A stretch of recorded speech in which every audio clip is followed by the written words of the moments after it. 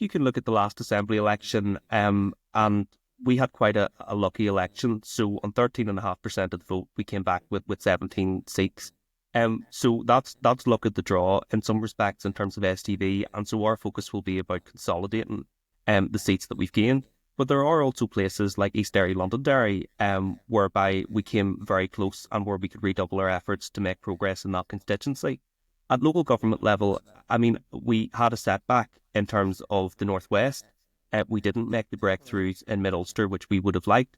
And again, with the strategy over the next 2 years, I see opportunities in places like Dungannon and in places like Waterside to re-exert the party's strength in those areas and to take steps forward. So I am optimistic about the opportunities for growth in that space. In terms of our message, I mean, I would argue that Alliance does bread and butter politics better than any other party. So arguably, as the further we get from the Good Friday Agreement, the more the politics normalises, the more that we're talking about health and education and housing and those issues.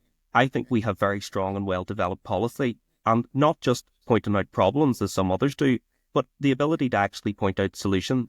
And I think we've demonstrated that even in the past 2 weeks, where we've published a new paper on the private rented sector in Northern Ireland, which I think has been fairly well received, both by those who represent landlords, but also importantly, and from my perspective, those who represent tenants and renters in the sector who need additional protections in the current market. So we do bread and butter politics well, and I think we can be more confident and proud of the work that we do in that space and offer people hope about the solutions that Alliance can bring, whether that's within or without an executive in the future.